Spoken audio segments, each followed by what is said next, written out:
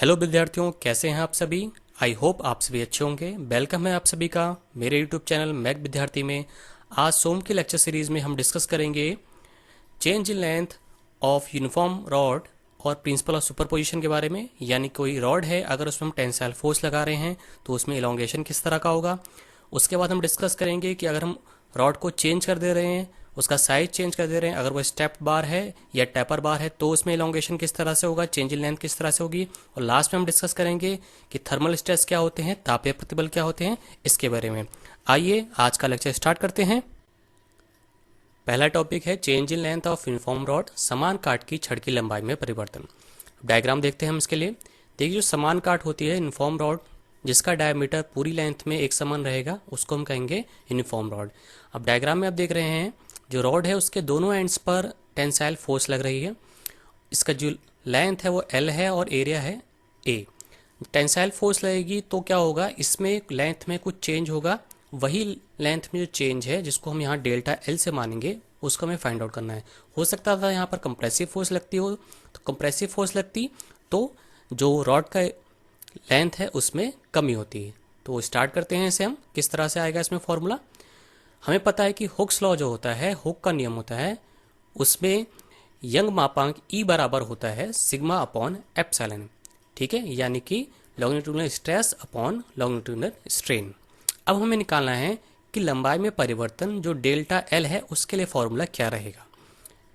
तो sigma is equal to हमें पता है वो होता है F अपॉन A, यानी कि जितनी उसमें रेजिस्टेंस फोर्स लग रही है अपॉन एरिया, और एप्सिलॉन विकृति बराबर होता है डेल्टा L अपॉन L, यानी जो लंबाई में परिवर्तन है अपॉन प्रारंभिक लंबाई। तो इसको हम लिख देंगे FL upon A delta L। यहाँ से जब डेल्टा L यानी जो चेंज लेंथ है उसके लिए जब वैल्यू निकाली जाएगी तो उसके लिए फॉर्मूला आएगा FL upon AE।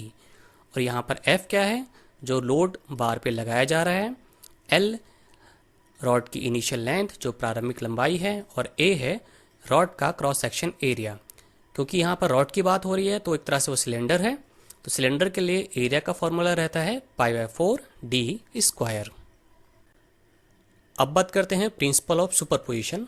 Principal of superposition क्या होता है, आइए देखते हैं।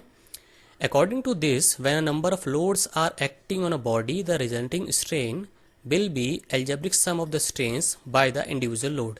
यानी कि इसका मतलब हुआ, अगर कोई बॉडी है उसमें डिफरेंट सेक्शंस हैं, यानी वो डिफरेंट सेक्शन में बटी हुई है, और उसके अलग अलग सेक्शन में अलग अलग तरह का लोड लग रहा है, तो जो सेक्शन में लोड के कारण स्ट्रेन उत्पन्न होगा उन सभी का एल्जेब्रिक सम बराबर होगा बॉडी में उत्पन्न होने वाले कंप्लीट स्ट्रेन के। तो डायग्राम से समझने की कोशिश करते हैं। इसमें एक बॉडी दिख रही है, इसमें 3 सेक्शन हैं। सेक्शन फर्स्ट जिसका एरिया है A1 और लेंथ है L1, सेक्शन 2 एरिया A2 है इसका और length L2, section 3 area A3 और लेंथ है इसकी L3। इसमें टेंसाइल फोर्स लग रही है, तो इसके लिए फॉर्मूला रहेगा इस प्रिंसिपल के अनुसार, delta L is equal to delta L1 plus delta L2 plus delta L3। यानी जो पहले सेक्शन में स्ट्रेन उत्पन्न होगा प्लस जो दूसरे सेक्शन में स्ट्रेन उत्पन्न होगा प्लस जो तीसरे सेक्शन में स्ट्रेन उत्पन्न होगा। अगर इसमें हमारे 3 सेक्शन है, अगर 3 से ज़्यादा सेक्शन होते हैं तो उसके साथ ही यहाँ पर जैसे चौथा सेक्शन होता है तो हो जाता है यहाँ पर डेल्टा L4। तो ये होता है प्रिंसिपल ऑफ सुपरपोजिशन। तो नेक्स्ट टॉपिक है change in length of stepped bar, विभिन्न काट वाली छड़ की लंबाई। अब देख लेते हैं स्टेप्ड बार क्या होती है।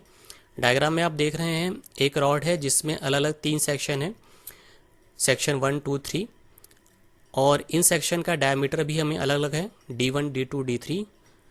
एरिया भी अलग अलग होगा क्योंकि वो डायमीटर पर डिपेंड करेगा। इसमें टेंसाइल फोर्स लग रही है, इसको खींचा जा रहा है बार को। इनका मटेरियल भी अलग अलग है, तो इनका यंग मॉडुलस भी क्या होगा, अलग अलग होगा। तो आइए इसके लिए फॉर्मूला देख लेते हैं किस तरह से बनेगा। हमें पता है प्रिंसिपल ऑफ सुपरपोजिशन जो अभी हमने पहले ही पढ़ा था, उसके लिए फॉर्मूला होता है डेल्टा L बराबर delta L1 plus delta L2 plus delta L3। यानी कि जो टोटल चेंज इन लेंथ होगा इस पूरी बार में, वो एक एक सेक्शन में होने वाली चेंज इन लेंथ के एडिशन के ऊपर डिपेंड करेगा।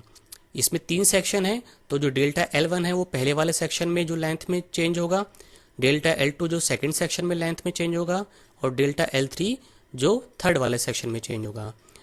अब हमने पढ़ा था उससे पहले फॉर्मूला यूनिफॉर्म रॉड में डेल्टा एल के लिए फॉर्मूला क्या रहता है, एफ एल अपॉन ए ई। तो स्टेप बार के केस में कैसे हो जाएगा फॉर्मूला, डेल्टा एल वन की जगह हम पुट कर देंगे F L one upon A one E one plus F L two upon A two plus F L three upon A three. ठीक है, यानी कि जो हमारे तीनों सेक्शन हैं उनमें हमें चेंज लेंथ को अलग अलग निकालना होगा, फिर उनका एडिशन करना होगा, तो जो हमारी कंप्लीट बार है उसमें हमें चेंज लेंथ मिल जाएगा। अब पहली कंडीशन में तो क्या था कि हमारे मटेरियल अलग अलग थे, तो यंग मॉडुलस का मान भी E1 E2 E3 था। अगर जो मटेरियल हैं वो एक ही हो, ठीक है, तो उसमें क्या होगा, यंग मॉडुलस भी सेम होगा। तो उसके लिए फॉर्मूला क्या हो जाएगा, हम F अपॉन E को कॉमन ले लेंगे। ठीक है, तो उसमें हमारा फॉर्मूला क्या हो जाएगा, delta L is equal to F upon E bracket L1 A1 plus L2 A2 plus L3 A3। कुछ केसेस ऐसे भी होते हैं जिसमें अलग अलग सेक्शन में अलग अलग फोर्स लगती है, तो वहाँ पर हम डेल्टा एल में हम F1 F2 F3 का मान भी रखेंगे।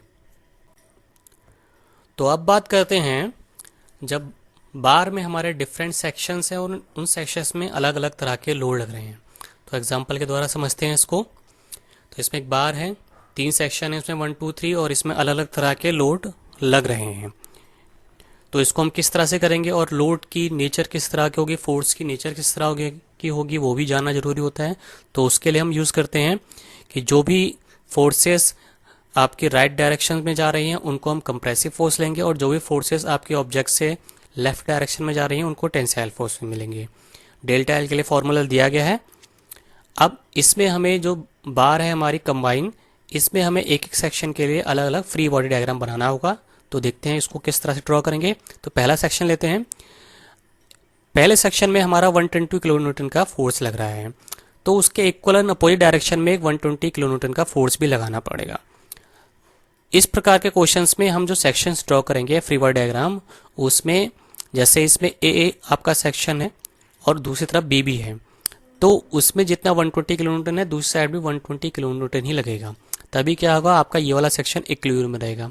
तो पहले वाले फोर्स में हमारा कितना हो जाएगा, एक 120 किलो न्यूटन का कंप्रेसिव फोर्स, तो F1 का मान यहाँ पर हो जाएगा 120 किलो न्यूटन। आइए अब दूसरा सेक्शन कैसे ड्रॉ करेंगे। दूसरे सेक्शन में हम देखेंगे कि हमारा 120 किलो न्यूटन का कंप्रेसिव फोर्स लग रहा था ऑब्जेक्ट पे, जो हमारा कंबाइन वाला डायग्राम है। और सेकंड डायग्राम में हमारे जो सेकंड सेक्शन है उसमें 80 किलो न्यूटन की हमने टेंसाइल फोर्स है, तो यहाँ पर माइनस का 120 प्लस 80 इज इक्वल टू हो जाएगा माइनस का 40। तो यानी यहाँ बी जो हमारा सेक्शन है उसमें हमारा माइनस का 40 किलो न्यूटन का कंप्रेसिव फोर्स लगेगा। इक्विलिब्रियम के लिए जो दूसरी साइड सी है वहाँ पर भी क्या लगेगा, 40 किलो न्यूटन का एक फोर्स लगाना पड़ेगा। तो सेकंड वाले के लिए क्या हो जाएगा, इस प्रकार 40 किलो न्यूटन हो जाएगा F2 का मान। अब थर्ड वाले सेक्शन के लिए आते हैं। थर्ड वाले सेक्शन में देखिए, अब 40 किलो न्यूटन का हमारा यहाँ पर कंप्रेसिव फोर्स लग रहा है, उसके साथ साथ पहले से ही सेक्शन में 60 किलो न्यूटन का कंप्रेसिव फोर्स लग रहा है। साइन को ध्यान रखेंगे क्योंकि दोनों हमारे क्या हैं, दोनों जो फोर्सेस हैं वो राइट की तरफ जा रहे हैं, तो -60 और -40 दोनों को ऐड कर दिया जाएगा। तो जो सी पॉइंट है वहाँ पर -100 का किलो न्यूटन का कंप्रेसिव फोर्स लगेगा, और उसके इक्वल एंड अपोजिट डायरेक्शन में 100 किलो न्यूटन लगेगा। डायग्राम में हम देख रहे हैं जो कंबाइन वाला डायग्राम है उसमें हम देख रहे हैं जहाँ पर डी पॉइंट है वहाँ पहले से ही 100 किलो न्यूटन का फोर्स लग रहा था। तो इस प्रकार क्या हुआ, जो हमारा मेथड है वो बिल्कुल सही है, क्योंकि जो थर्ड वाला सेक्शन है उसमें जो अपोजिट फोर्स है वो 100 किलो न्यूटन है। तो इस प्रकार हमने इसके फ्री बॉडी डायग्राम बना लिए।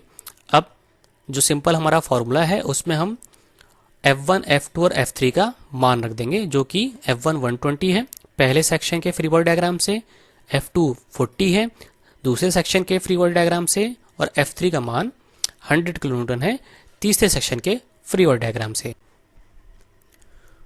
अब हम बात करेंगे change in length of uniformly taper rod. Taper rod में इलोंगेशन डेल्टा एल के लिए क्या फॉर्मूला रहेगा, तो डायग्राम देखते हैं। अब टेपर रॉड क्या होती है, टेपर रॉड वह रॉड होती है जिसमें लेंथ के साथ डायमीटर या तो रिड्यूस होता है या इंक्रीज होता है। तो यहाँ पर ABCD टेपर रॉड है, जो AB साइड है वहाँ पर डायमीटर D1 है और घटते हुए डायमीटर सी डी पर डी टू हो गया है। ए बी और सी डी पर टेंसाइल फोर्स पी लग रही है। जब टेंसाइल फोर्स लगेगी तो इसमें कुछ इंक्रीजमेंट होगा, तो डेल्टा एल जो इंक्रीजमेंट होगा उसके लिए हमें यहाँ पर फॉर्मूला देखना है क्या होता है। जो मटेरियल है उसके लिए यंग मॉडुलस का मान हम ई लेंगे यहाँ पर। तो change in length delta L बराबर लंबाई में परिवर्तन के लिए फॉर्मूला रहेगा इसमें delta L is equal to 4PL upon pi E D1 D2। Next composite section. Composite section वह सेक्शन होते हैं जो डिफरेंट मटेरियल को कनेक्ट करके बनाए जाते हैं। इन मटेरियल्स को इस प्रकार से जोड़ा जाता है कि टेंसाइल फोर्स या कंप्रेसिव फोर्स लगने पर इनमें लेंथ में जो चेंज होगा वो एक समान रूप से होगा। अब जब ये क्वेश्चंस आते हैं कंपोजिट सेक्शन में तो उसमें दो बातें ध्यान रखी जाती हैं। पहली बात यह है कि जो प्रत्येक पदार्थ है इस सेक्शन में उसमें कंप्रेशन और एक्सटेंशन सेम होना चाहिए, यानी कि डिफॉर्मेशन पर यूनिट लेंथ दोनों प्रकार के मटेरियल में सेम होगा। तो यहाँ डायग्राम में देखते हैं, हमने माना एक कंपोजिट सेक्शन है जिसमें दो अलग अलग मटेरियल 1 और 2 है। इसमें टेंसाइल फोर्स F लग रही है। इनिशियल लेंथ अगर L है तो इस लॉ के अनुसार delta L1 is equal to होगा डेल्टा L2, यानी जो पहला वाला मटेरियल है उसमें चेंज इन लेंथ बराबर होगा दूसरे वाले मटेरियल की चेंज इन लेंथ। या दूसरे वर्ड्स में हम कह सकते हैं कि जो पहले वाले मटेरियल में स्ट्रेन उत्पन्न हुआ है वो दूसरे वाले मटेरियल में स्ट्रेन के बराबर होगा, यानी कि epsilon 1 is equal to epsilon 2। इसको हम वैसे भी लिख सकते हैं sigma 1 upon E1 is equal to sigma 2 upon E2। Next second point है total external load on composite bar is equal to the sum of the loads carried by each of different material.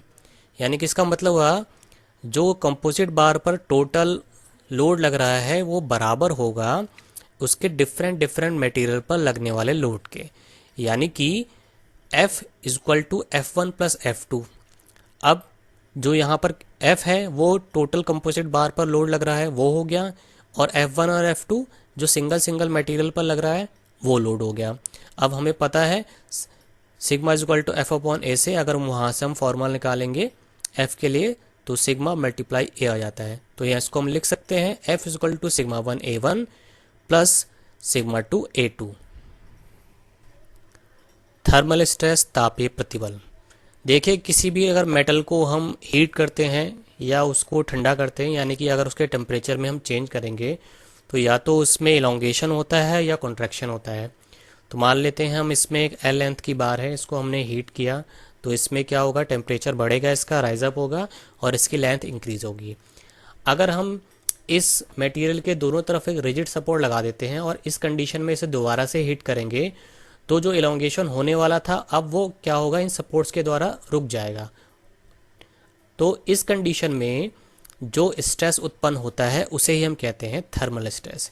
यानी कि जब किसी object के temperature में change करते हैं तो वो या तो फैलता है या सिकुड़ता है, इस कंडीशन में कोई स्ट्रेस उत्पन्न नहीं होगा। लेकिन अगर उस इलोंगेशन को या कंट्रैक्शन को हम किसी बाहरी सपोर्ट के द्वारा रोक दें तो इस कंडीशन में क्या होता है, ऑब्जेक्ट में स्ट्रेस उत्पन्न होता है और इसी स्ट्रेस को बोला जाता है टेम्परेचर स्ट्रेस, तापमान प्रतिबल, तापीय प्रतिबल, थर्मल स्ट्रेस। अब हम फॉर्मूला ड्राइव करेंगे थर्मल स्ट्रेस के लिए। तो इसके लिए मान लेते हैं कि एक स्मॉल L लेंथ की बार है जिसका टेम्परेचर T1 से T2 चेंज किया गया है। T1 टेम्परेचर लोअर टेम्परेचर है और T2 टेम्परेचर हायर टेम्परेचर है और कोफिशिएंट ऑफ लीनियर एक्सपेंशन है अल्फा। तो टेम्परेचर चेंज के कारण बार में एक्सटेंशन डेल्टा L बराबर होगा L alpha T2 minus T1 और थर्मल स्ट्रेन बराबर होगा एप्सिलॉन इज इक्वल टू, हमें पता है डेल्टा L अपॉन L होता है। तो यहाँ पर वैल्यू पुट करके हमें फॉर्मूला मिल जाएगा थर्मल स्ट्रेन के लिए epsilon is equal to alpha bracket T2 minus T1। अब हम निकालेंगे थर्मल स्ट्रेस। तो थर्मल स्ट्रेस के लिए हम यूज़ करेंगे, हमें पता होता है हुक्स लॉ के अनुसार यंग मॉडुलस बराबर होता है स्ट्रेस अपॉन स्ट्रेन। तो यहाँ से अगर स्ट्रेस के लिए फॉर्मूला निकलेगा तो हो जाएगा स्ट्रेन मल्टीप्लाई यंग मॉडुलस। तो यहाँ से थर्मल स्ट्रेस के लिए फॉर्मूला हो जाएगा sigma T is equal to alpha T2 minus T1 E। अब हम बात करेंगे thermal stress in compound bar, संयुक्त क्षण में तापीय प्रतिबल। कंपाउंड बार वह बार होती है जिसमें दो डिफरेंट मटेरियल को जोड़ के एक कॉमन सेक्शन बनाया जाता है। तो डायग्राम में स्टील और ब्रास से हमने कॉमन सेक्शन बनाया है जिसकी लेंथ L है। अब जब टेम्परेचर को राइज किया जाएगा तो ब्रास का जो मटेरियल है उसमें एक्सटेंशन ज़्यादा होगा और स्टील के मटेरियल में एक्सटेंशन कम होगा। तो डायग्राम में पॉइंट A से B तक जो स्टील का सेक्शन है उसमें जो एक्सटेंशन होगा उसको हम दिखाते हैं अल्फ़ा S LT से, और जो ब्रास का मटेरियल है उसमें पॉइंट A से C तक जो एक्सटेंशन रहेगा उसको हम दिखाते हैं अल्फ़ा B LT से। लेकिन प्रॉपर्टी जो कंपाउंड बार की होती है उसमें जो दोनों मटेरियल हैं वो सेम लेंथ में इंक्रीज होना चाहिए। तो क्या होगा, जितना स्टील का आगे एक्सटेंशन होगा उतना ही पीछे की तरफ ब्रास जो मटेरियल है उसमें कंप्रेशन होगा। यानी कि जो लास्ट में हमें फाइनल मटेरियल मिलेगा उसमें दोनों जो मटेरियल रहेंगे अलग अलग पदार्थ के जो हैं उनका जो एक्सटेंशन है वो सेम लेंथ का रहेगा। तो इसके लिए हम किस तरह से फॉर्मूला निकालते हैं, कैसे ऐसे केस किए जाते हैं उनको देख लेते हैं। तो इसमें हमने देख लिया एक्सटेंशन ऑफ ब्रास की बार का है अल्फ़ा B LT और एक्सटेंशन ऑफ स्टील बार है अल्फ़ा S LT, जहाँ पर T जो है वो है T2 माइनस T1, यानी कि जो हायर टेम्परेचर है उसको हमने माइनस किया है उसमें से T1 को। तो इस प्रकार के केस में जो टेंसाइल फोर्स स्टील में होगी वो बराबर होगी कंप्रेसिव फोर्स इन ब्रास, क्योंकि हम डायग्राम जो थर्ड डायग्राम है उसमें देख रहे हैं जितना स्टील में टेंसाइल फोर्स हो रहा है, अब क्योंकि दोनों मटेरियल कंबाइन है तो जो ब्रास का मटेरियल है उतना ही उसमें कंप्रेसिव फोर्स भी लगेगा। तो यानी कि फॉर्मूला हो जाएगा alpha S multiply AS is equal to alpha B multiply AB, जहाँ पर AS और AB स्टील का जो मटेरियल है उसके लिए एरिया और AB है ब्रास के मटेरियल के लिए एरिया। अब कंपाउंड बार में किस तरह से थर्मल स्ट्रेन निकालेंगे, तो sum of strain is equal to होगा इसमें रिजल्टेंट ऑफ थर्मल स्ट्रेन, यानी कि जो सेक्शन में टोटल विकृति है वो बराबर होगी एक एक मटेरियल में होने वाली विकृति के। तो इसके लिए फॉर्मूला हो जाएगा sigma S upon ES plus sigma B upon EB is equal to T alpha B minus alpha S। जो अल्फ़ा B है वो ब्रास मटेरियल के लिए थर्मल एक्सपेंशन कोफिशिएंट है और जो अल्फ़ा S है वो स्टील के मटेरियल के लिए थर्मल कोफिशिएंट है। अब जो टोटल चेंज इन लेंथ होगा कंपोजिट बार में उसके लिए फॉर्मूला रहेगा delta L is equal to L alpha ST plus sigma SL upon ES। तो इसी के साथ इस लेक्चर को मैं यहीं पर एंड करता हूं। अगर आप लोगों को ये लेक्चर यूज़फुल लगा हो और आप लोगों को पसंद आया हो तो please like share subscribe my YouTube channel मैक विद्यार्थी। Thank you.